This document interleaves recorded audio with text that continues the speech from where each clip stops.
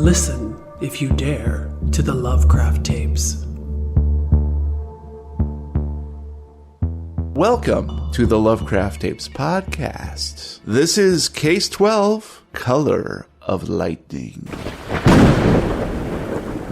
I am Jeremy, your keeper of arcane lore, and we play Call of Cthulhu, a sci-fi horror role-playing game. Your investigators of the unknown are Gabe as Roy.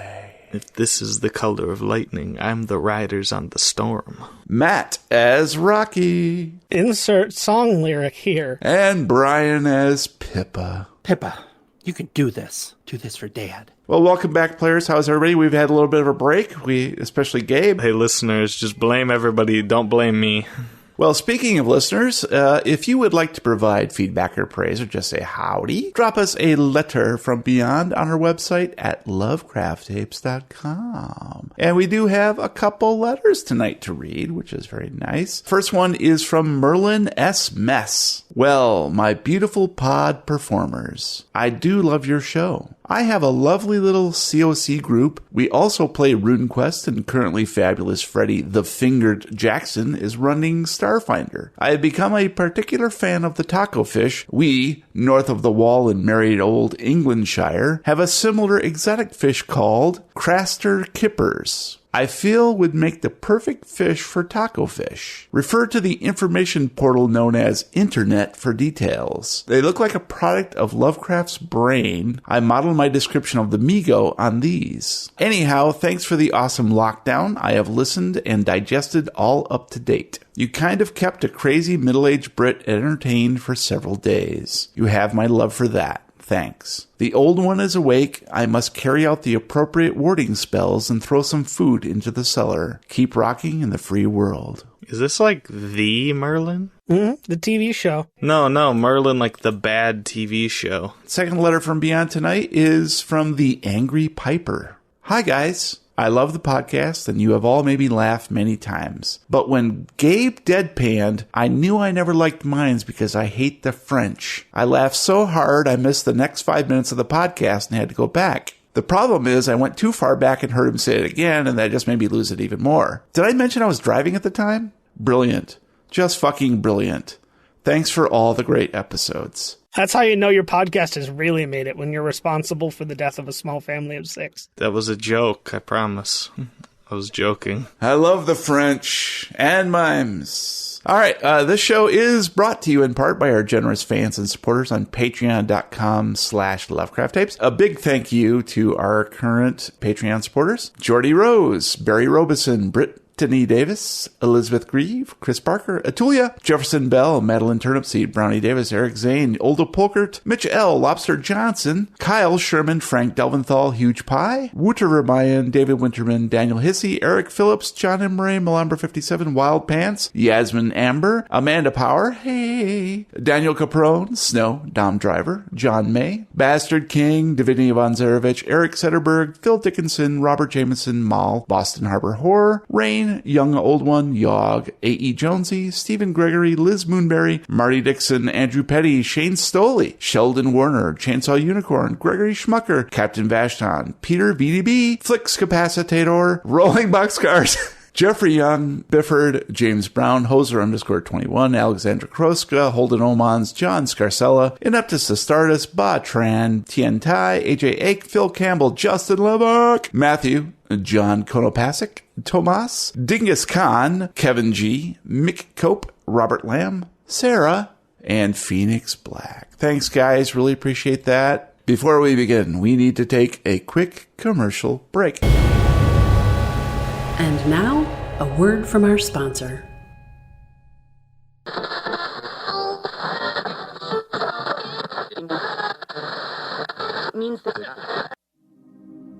Welcome to the Vincent Quest. Your new world awaits. We've all been waiting for this moment. The moment that we shape the very history of mankind. You've all been chosen as tomorrow's saviors to find a new world. I thought this was only a colonization trip. I guess we'll find out. Doesn't it seem odd? This much military? What do they expect to find? New worlds have new monsters. Warning. Warning. Collision en route. Get to the pod. Wait! Wait! Mabel,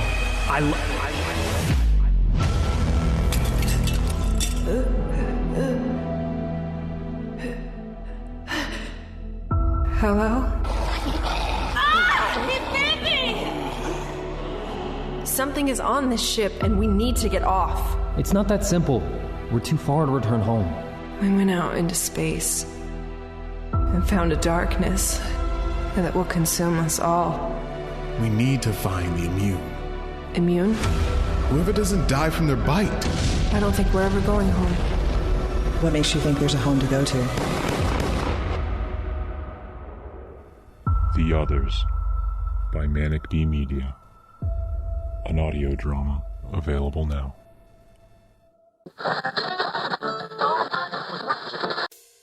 Hi, I'm Gabriel. You might know me from the Lovecraft Tapes podcast, where I play that wacky hooligan Roy Arroyo.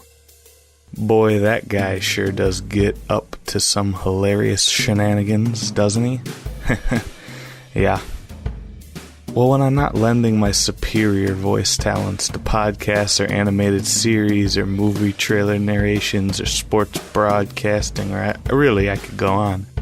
I like to kick back with a tall, cool glass of high-octane distilled spirits, which is why I'm launching my very own line of luxury alcohol, End of Days Elixir. Our master craftsman spent years perfecting the recipe, blending the best sustainable ingredients with mountain-cooled waters, then boiling all that down into this perfect bottle of booze. I mean, it's basically vodka. Vodka that smells faintly of old potatoes and shoe leather. But they tell me those are the selling points. At any rate, by the time I finish this highball, I won't be smelling a thing, and neither will you. Get to the bottom of this fifth, and you'll wish you'd brought your trumpet to chase away the hellhounds, my friend. So whether you're just looking to tie one on, or seeking to raise an army of the dead in an all-out assault upon the pearly gates, just remember what old Gabe likes to do. When it's the end times, make it end of days time. And we're back. What'd you guys think of that product end of service? Mind-blowing. I like it. It's a good service. Worst product ever. Don't go anywhere near it. It will kill your family. 5 stars. He's just mad because they stole the patent from him. Don't listen to him.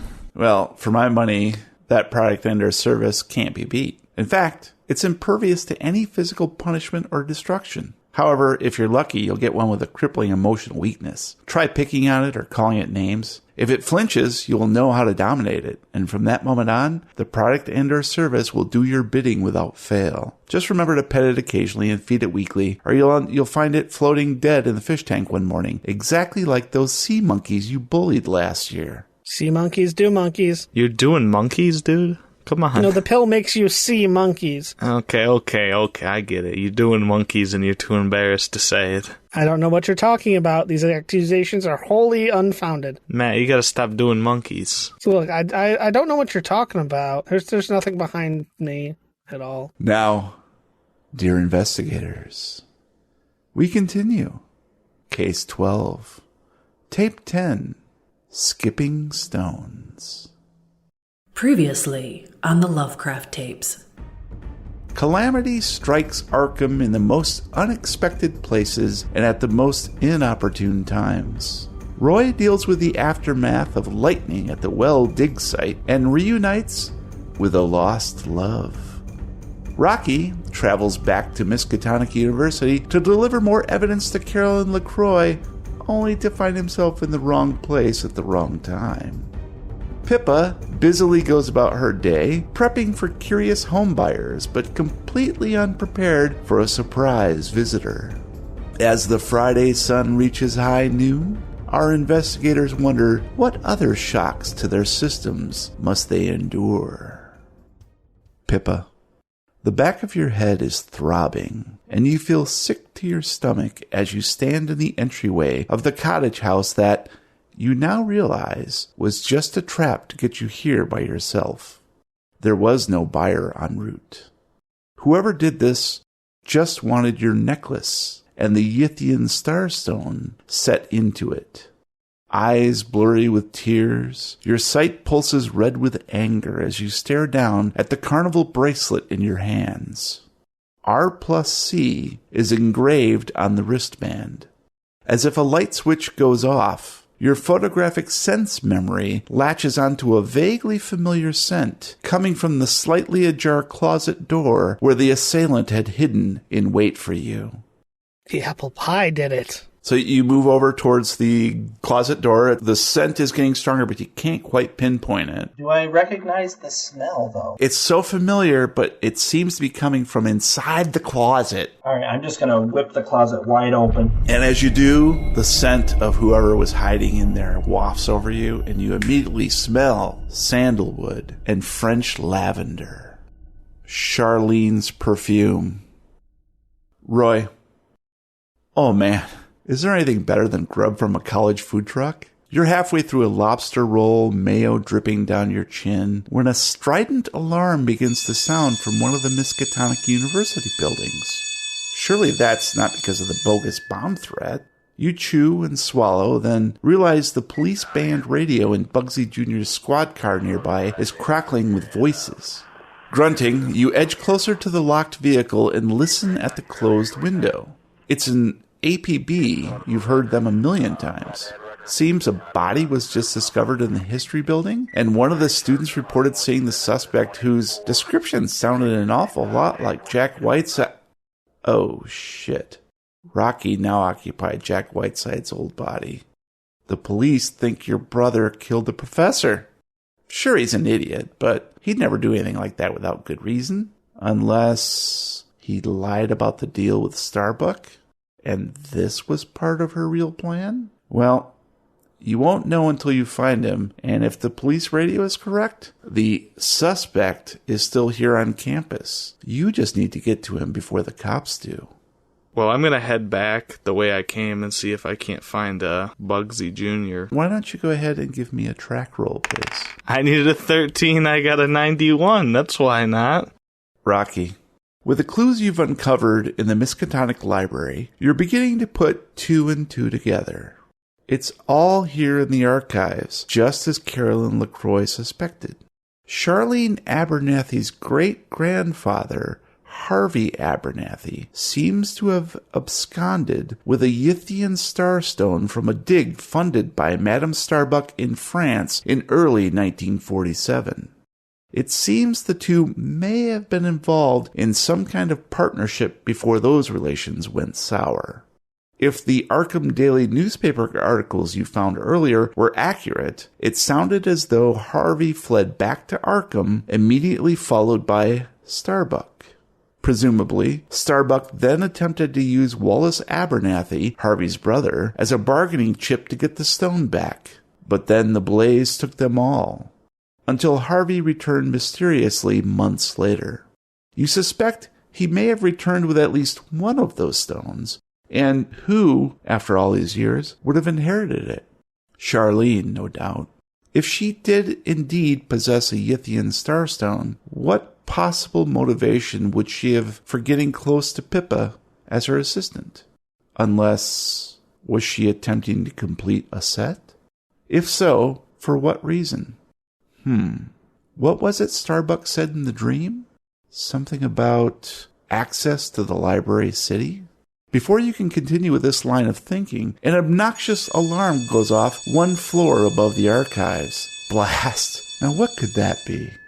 Bloody hell. Am I the only one in the archives, or are there, other students around? There are no other students. The archives are very slow right now, but there is a single librarian who is seated at the entry with an arm's length of a phone. Head up to the desk where the librarian is. Excuse me, but I'm assuming you have some sort of campus store where you sell all sorts of paraphernalia for this place. Is that correct? Doesn't even look at you and just points upwards. Thank you. As quickly as I can, make my way up to the campus store. And you see rushing past the entry door to the library 2 security officers and Bugsy Jr. Bugsy Jr. has his gun drawn. Grab a book that's next to me and kind of pretend like I'm reading and wait for him to pass. Clearly, it looks like somebody has been alerted and they're on the prowl. Pick up the pace and as quickly as I can without making it look like I'm desperate, still heading towards that store. Go ahead and give me a stealth roll, please. I needed a 32. I rolled a 23. That's a success.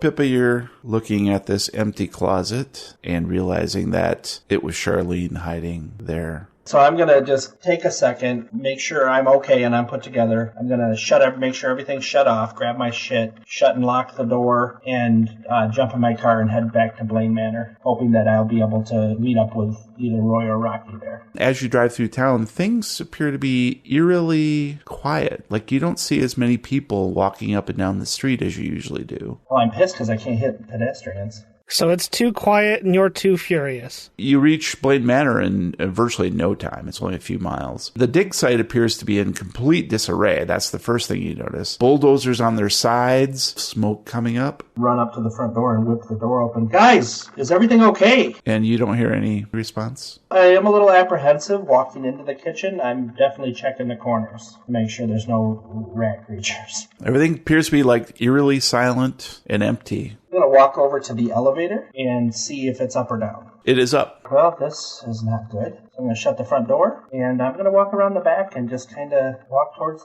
maybe they're out back with the machinery. We'll see if I can figure out what the hell happened back there. So you walk a little ways away from Blaine Manor towards the dig site. There are no persons doing any kind of work there, which you would have expected by now. And there's nobody hanging about. Earth movers are at weird angles. You see that there is this crater where the well used to be with a little wisp of smoke coming out. I'm going to get back in my car and drive to my house. So you pull into your house, get out, open your door, and inside the interior is just crawling with rats. I'll need you to make a sanity roll, please. I needed an 86. I rolled a 55. You will take 1 sanity damage as you open the door and see disgusting, greasy, long-haired rats gnawing on your sofa, tipping over pictures. There must be thousands of these babies. Slowly shut the door and just start murmuring to myself, oh, I didn't mean to come home. I have to go to the office. What am I thinking? I'm just going to walk back to my car as I'm just muttering that, but I'm just going to sit in my car. Roy, Miskatonic University is a big place. You're walking up and down. You see somebody walk into a building. You're like, oh, I think that's Bugsy. And you walk into this building, and then you're like, no, wait, this is the women's dormitory. Then you see someone disappear around a corner, a shadow, and you walk over there. You come around a corner, and it's a couple co-eds who are dressed in towels. This is a pretty cool place. But then you look over, and you see another door closing at the far end of the hall, and you're like, that's got to be him. So you rush down. And you quickly find yourself at this crossroads inside a building that has very tall arch ceilings and marble floor and old wood. And you can just hear like footfalls, but you can't quite tell which way they're coming from or going to. That's when you see a shadow approaching from one end of the hall on one of the walls, but there's nothing casting the shadow. And it looks like the shadow of a little person or child. And it's approaching you. Back up as it approaches as much as I can. And so you back away from this crossroads in this building. Look to your right, and there's another one approaching from that direction. And to your left, there's another one approaching from that direction. Hug the wall and suck my gut in and see if they pass by. They converge from these points of the compass down these hallways. You can see their shadows slipping along the wall towards you where you are attempting to huddle. They slide across the floor. You look behind you, and sliding up the wall behind you is yet another, and they're all now reaching out towards you. Then I'll run east. I will need you to make a sanity roll, please, as you feel these cold tendrils. Well, I hard successed it. 53 needed, 12 received. First sanity success ever. You run, arms pinwheel, and run directly through the door and stumble into Bugsy Jr. Kid, what the hell? I told you to wait back at the car. Those carnies, man, they're here. Carnies? What are you talking about? You know, from the carnival. They just all attacked me right now. Okay, well, listen up here, Ken. We got bigger fish to fry. We got a murderer on the loose. Kind of sounds a little bit like that guy you've been hanging around at Blaine Manor. Yeah, I heard about this. Look, we found Professor LaCroix. She was strangled. And one of the students said they saw someone matching the description of that guy you've been staying with over at Blaine Manor. Are you guys involved somehow? I mean, I know the guy. How do you know him? Well, he was just... We met up on this mission, Like an Airbnb thing? What's going on? Well, I'm here to shoot this movie, and he needed a place to stay, and, I did a little sublease in action. Things are going to get a little strange here. We got to take him in for question. If he's armed and dangerous, things might get a little violent, all right? Are you okay with that? Yeah. I'm here with two of the security guards from the university. We're gonna take him down one way or another, okay? Yeah, but I'm going to tell you, I'm pretty confident it's not him. I mean, but, you guys do what you got to do. We got a dead body on our hands. We got more forces coming, so... All right, stay low, okay, Ken? And I'll get on the ground and army crawl behind them. So, Rocky, you make your way to the convenience store at Miskatonic University. It's actually not too far from the library. It's actually over just one building in the quad, the student union. Quickly get to work, walking around. I'm going to grab, I want probably a new t-shirt and probably a hoodie, along with a pair of sunglasses and a hat. And if they happen to have them, an off-the-shelf backpack. Sure, they got all that. Pay cash out of my wallet for the stuff at the front, and then I'm going to quickly duck into a bathroom and change and shove all my old clothes into one of the trash cans. Okay, cool. Pull my phone out and start walking back towards Blaine Manor. Gonna walk across campus looking at my phone like any other millennial would. How old do you think the people in college are? Pippa, you come to behind the wheel and you're starting to calm down a little bit. And you feel your blood pressure starting to come down. Your head's throbbing less. And that anger that you felt back at the cottage is now like this simmering rage. And you can only think of one person who you need to confront. Charlene. You know where Charlene lives. She lives in an apartment not too far away. Your hand turns the key, gear shift, gas pedal. It pushes me back into the seat. You race across town and arrive at Charlene's place. I'm going to go right up to Charlene's door. I'm going to try the door handle. It opens. Charlene, get your ass out here now! You see someone step out of the kitchenette with a cup of tea in her hand, and it's Madame Starbuck, and she says, "Oh, hello, Pippa. I was wondering when you get here. Tea? Roy." You're crawling on your belly on the ground behind Bugsy, who's looking back at you like, "Ken, get the fuck up. What are you doing? You're embarrassing me here." We're making it discreet, aren't we? You gotta get low. Sweet Jesus. So Bugsy looks around for a bit and has the security guards check these rooms as you're going through the building, and you come up empty. I think the perp's gone. Think he went back to Blaine Manor? Either there, or you know where he's been hanging out a lot. Where's that? There's this comic book shop that he's always at because he's some kind of a nerd. What's the name of it? It's the comic book shop. We've been through this. Everything in Arkham is named literally. It was either that or like a computer store. I don't know. He's a nerd. It's one of those nerd things. It's either the comic book shop or the computer store. Well, we're going to leave the security guards here to keep canvassing the campus. And how about you and I head back to the squad car and we'll radio them in and have some folks stake out the comic shop and the computer shop. Yeah. And, we can't forget, we can't lose sight about that bomb threat. I know that's happening. Yeah, like I said, I didn't see much in the way of evidence of that, but we're having that checked out too. But I got the coroner coming for the body. It's just a fucking mess around here. You know what I'm saying? Yeah, I don't know how y'all do it. I tell you what, Ken, would you mind just hiking it back? I've got to take care of a couple things here, and then we're gonna get a copter in the air too to see if we can find your boy. And then I'm gonna head over to Blaine Manor, so I'll join you there in a few. Okay? Yeah, I can figure that out. You be safe. Let me know. Give me a buzz if you see that guy. All right, will do. You take off and I assume head back to Blaine Manor? Yeah. You see an odd-looking student walking across the field a few hundred yards away from Miskatonic University in the direction of Blaine Manor. Well, I'll walk with him, won't I? Roy catches up handily to Rocky, who is in disguise, but of course, Roy recognizes his shape and form. Oh, geez, I thought you were one of those retribution-type students. Oh, then obviously the disguise is working. So did you do some murdering that I should know about? Do the murdering? No. Find the body before anyone else? Yes. Although, to be fair, I do think I've figured out what's going on here. Well, what's going on here is that you got the police force looking for you. They're going to send out copters, and if I get seen with you, I'm going down because I'm trying to help them out and help you out and help myself out. Well, I'm trying to get back to the manor. If I can get to the bat cave underneath, there's no way they'll find me. I know that's true, but how are we going to get there? Especially if they send this chopper out, we don't have a map, so I don't know how much woods and cover there is between where we are at and Blaine Manor. And we know that they're going to be at Blaine Manor looking for you. Well, I'm going to need somewhere to hide, at least until tonight when this whole circus starts up.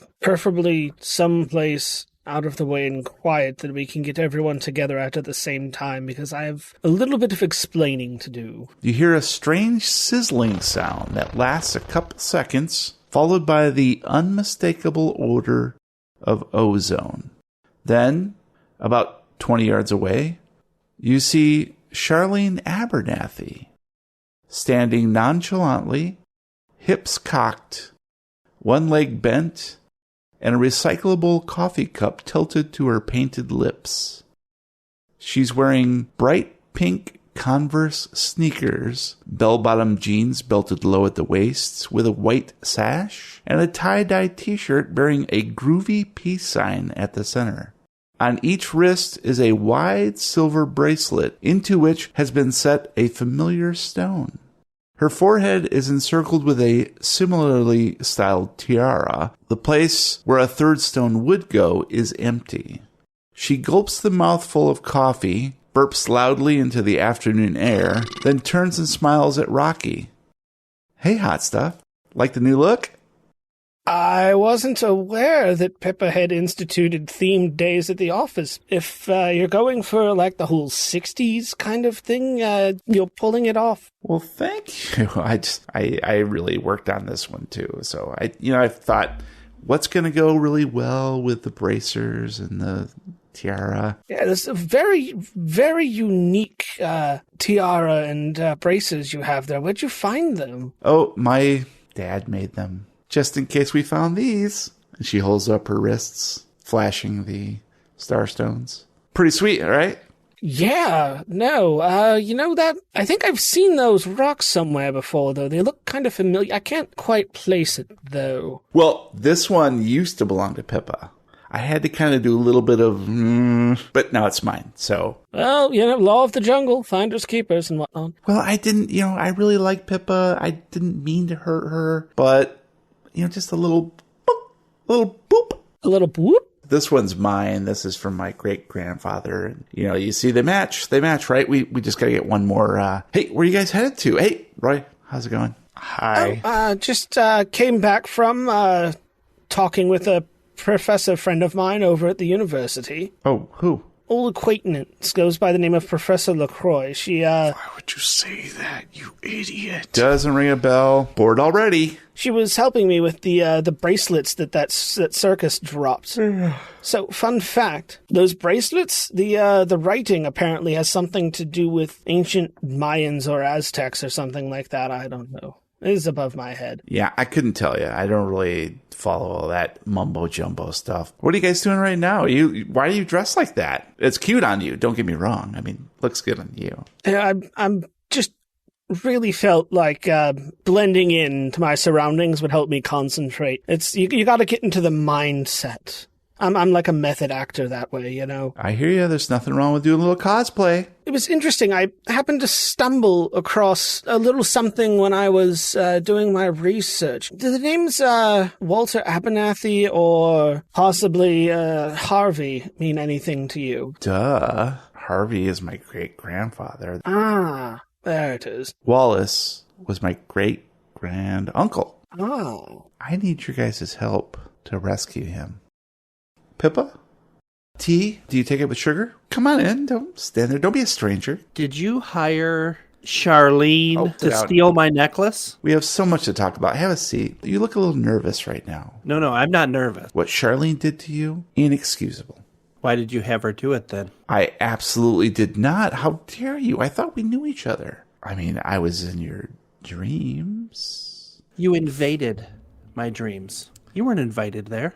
I was a guest star. I thought we talked about all this. And now you're hiring thugs? No, absolutely not. I'm really sorry that this happened to you at all. Can we at least be civil? This is as civil as I am getting right now. I got hit in the back of the head, and my keepsake from my father, the only item I've ever had from him, is gone. The exact same thing happened to me. I, too, had one of those stones, and it was stolen from me by Harvey Abernathy, the great-grandfather of Charlene.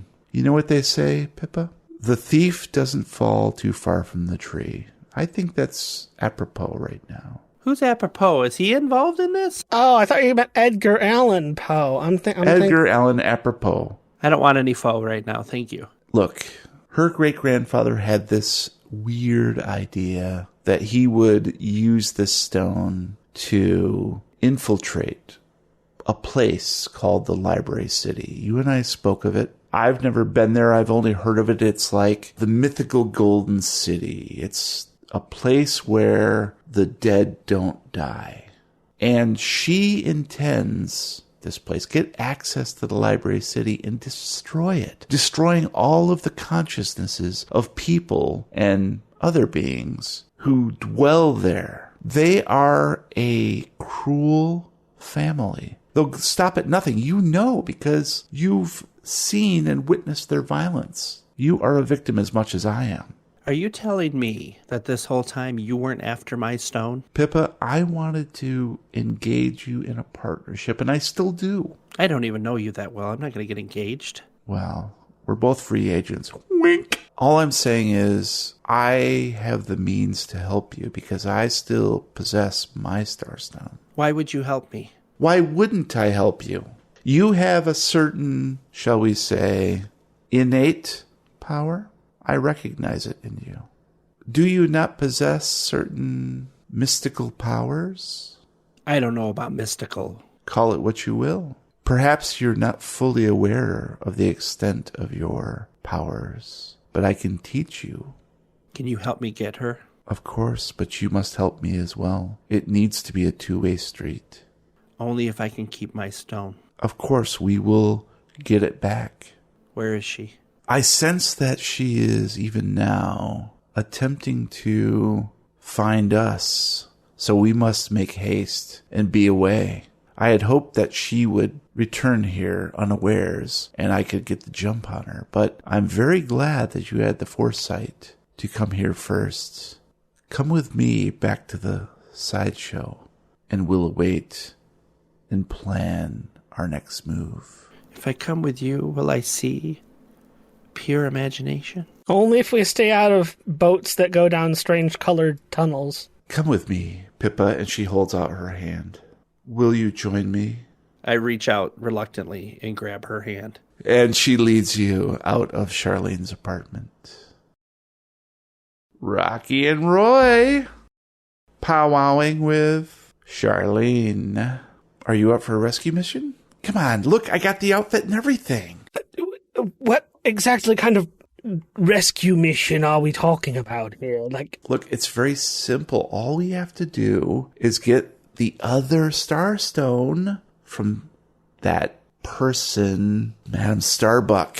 Oh, the lady who owns the coffee shops, yes.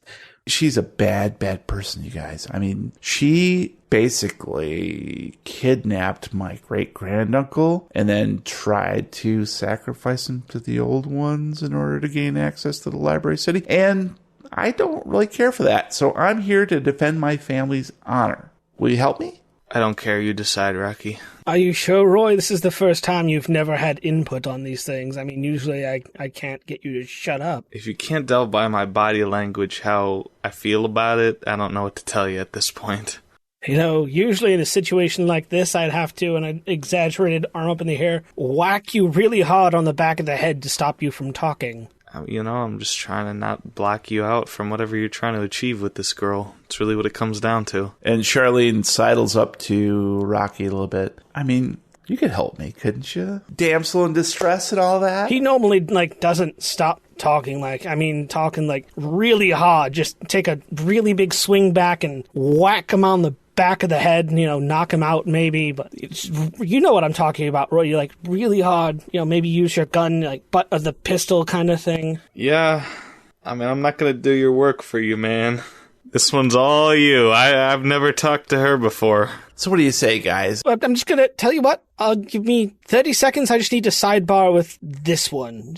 Sure, guys. I got to finish this coffee anyways. She steps away. I'm going to walk a little bit down the ways and bring Roy with me. Really? All that in... She annoys me to a degree that I don't even know what to do, man. I don't know what to tell you. But I'm trying to give you a hint here. She has the stones we need. If she has the stones, do you really think just hitting her is going to knock her out, buddy? Well, I mean, she has a pair of stones, yes, but she's still human. Blunt force trauma is deadly. Yeah, I am pretty strong. Okay, I see what you're trying to tell me. Look, we take her down, we get the stones, and that gives us a serious leg up on Starbuck. I kind of feel like she's going to be suspicious from this conversation, so I feel like we can't do it right now. We'll go along with this for now, but when we get a good opportunity... Alright, I'm picking up what you're putting down. I just didn't want to cockblock you. I didn't know what to say. Alright, come on. Gonna head back to Charlene. Hey, did you guys figure it out? Are you gonna help poor girl out or what? Oh, how could we not? I mean, a couple of gentlemen like us could never say no to helping somebody when they need it. I guess I should tell you that I can kind of see into the future, and I heard everything you said. Rocky, I'm pretty hurt, but I'll look past it. Okay, I think you and I can still go forward and have a trusting relationship, but we just need to get to a place of honesty and truth, okay? Guys, look, I'm not trying anything weird here. I think you guys are the good guys. I hope that's true. And I think she's the bad guy, and we gotta get her. And that's all I'm asking. Are you in? For now. Look, you're not the first person to chase these artifacts. I've seen what happens to people who wield things far beyond their means. And she leans in towards Roy and says, he's so sexy when he says stuff like that. Oh my god, shut up, shut up, shut up. All right, guys, so where are we heading now? We should probably shack up someplace and make a battle plan. Just be forewarned. As Sir John Dalberg Acton once said... Power tends to corrupt, and absolute power tends to corrupt absolutely. I'm watching you. Where are we heading? See, that's the problem. The police are somewhat looking for me at the moment. You killed a guy? I didn't kill someone. I found the body and investigated it. After he killed it? I didn't kill anyone. She was already dead when I found her. I have an inkling that Starbuck is behind it, but no solid proof yet. He also has no alibi. Ooh, yeah, that's a pickle. So we're going to need someplace really remote. I mean, we could go back to your place. You have an apartment, right, Charlene? I do, actually, yes. Although I got an idea that might not be the best here. I kind of think maybe Pippa's a little pissed off and she'd probably head straight there. I don't. I'm completely fine with not going to your apartment. I suppose we could go to the visitor center. No one ever goes there. You know, I like Lem, so I'm not going to argue. What do you say, guys? I'm fine with it. I don't see any other option. And then she holds out her hand to Rocky, and she holds out her hand to Roy. No. I'm just warning you now, Roy doesn't do physical contact. Only violence. He may be walking, but otherwise I can get us there in a blink. Oh, I'm fine with some alone time. Rocky, shall we? Close my eyes and, very slowly and unhappily reach out and grab her hand. And you reach out and grab her very soft and supple hand. It's warm and has a nice grip. And you feel this energy course through you. And Roy sees the two of them disappear in a puff of ozone and Rocky and Charlene are now standing in the visitor center. And you hear Lem go, "Huh? Huh? Who's there?" Nothing to worry about, Lem. Just looking for some pamphlets. Tune in next time as we play another reel of the Lovecraft tapes. My theory is that we're not going to be able to kill Charlene. Oh, no. Kill? No. Get the stones off of? Yes. What does Rocky intend to do with the stones? Not sure yet, but someone like her definitely has not been trained nor can handle an artifact of that magnitude or power. He's seen it before, and it generally ends up with melting. Did you need to mansplain it to her? Look, I'm just saying that you have to be careful with these things. She doesn't know what she has. She's annoying, too, so... Hey, look, Roy, we agree on something. She is annoying. I have decided that that's the character that needs to grind my gears the most. On tonight's Grind My Gears, I need to find Charlene, and I need to find her now. Now it's time for some hashtag recommendos where we share some of our geeky obsessions. So, Gabe, start us off. I wasn't ever really planning on recommending this because I remember it was brought up in the Leathers of Beyond, and I was like, whatever, I just won't. But I haven't had time to do new things, so I guess I will recommend it. Todd and the Book of Pure Evil. It's a blast of a show. If you're like dumbass stoner comedies that are very gory and bloody, this is the show for you. It's about these high schooler kids who are trying to combat this book of pure evil that does what it sounds like it does. It goes to this high school and it finds people who are in high school, so they are upset, and it gives them their wildest dreams and finds some very Faustian extra thing to it that goes wrong. It never goes well. I love heavy metal. That's a big part of the show. If you ever watched Canadian television growing up, and you grew up when I grew up, you're going to recognize a lot of these actors. I don't know, it's just really stupid and really over the top and gory, and those are my favorite things, and it's just worth watching. That's Todd in the Book of Pure Evil. Awesome, thanks, Gabe. Appreciate that. Let's move on to Brian. My recommendation is Sweet Tooth. It's basically a post-apocalyptic. Something happened in the world where babies are starting to be born, and they're hybrids. They're mixed with animals. So one comes out, it's a turtle and a human mixed together. It has features of turtle, birds, any animal that you can imagine. And this story is about a boy who is born part deer. And you get to travel with him trying to figure out who he is and what he is at a young age of around 10 or 11 years old. And there's circumstances that lead up to why he has to travel.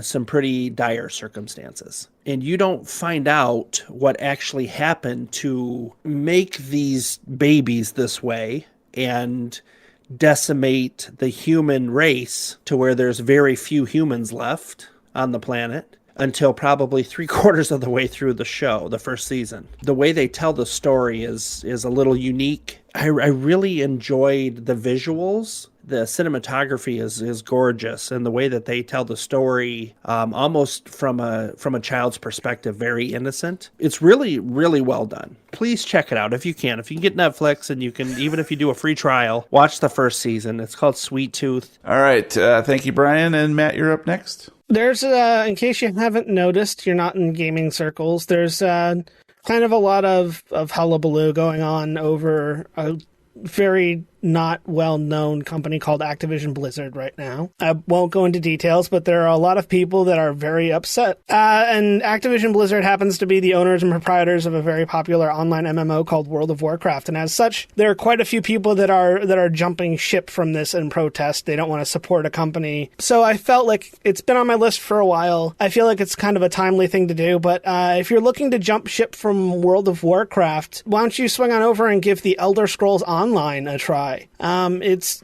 owns ZeniMax Online, which is ZeniMax Media, which is now owned by Microsoft. But it is the Elder Scrolls world. It's, the lands of Skyrim and Oblivion and Morrowind all stuck together in an MMO format. There are a bunch of different the races that you know. There are different factions. It's an extremely vast world, and each area you go to has its own mini story quests. There are side quests. There are what are called world events. There are like mini bosses for you to team up with random people and fight. It's great. There's always something to do. It's something that I don't feel bad like hopping in for a bit and, you know, maybe killing a boss or two and maybe doing a quest and then hopping out. So it's a really fun MMO. It's free to play, and there's a surprising chunk of content there for people who don't actually want to put any money into it.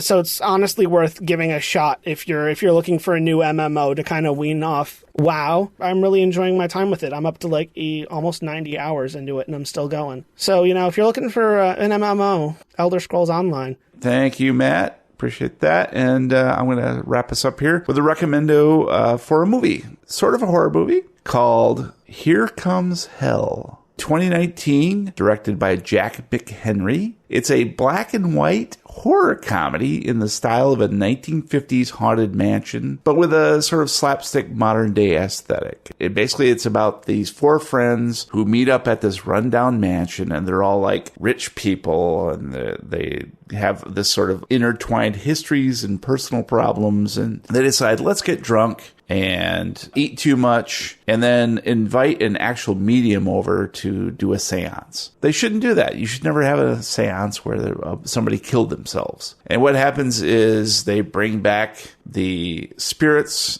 Evil Dead style. It's very fun. It's gory. But if you've ever seen the movie The Lost Skeleton of Cadavra, another sort of like tribute to those 1950s horror type things. I think everybody here would really like this. It's fun. And then once things get going after about an hour, then things get real. And like there's just like a bunch of zombie nonsense going on, a lot of violence, a lot of lopping off of limbs and so forth. So definitely check out Here Comes Hell.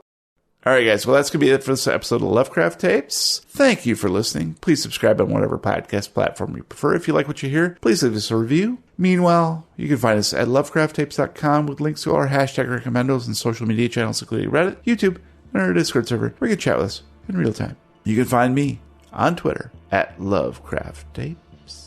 And if anybody has any idea on how to knock out someone who can see into the future, let me know yesterday on Twitter at TheRealWeirdKid. That way she won't know that I know because it's already happened.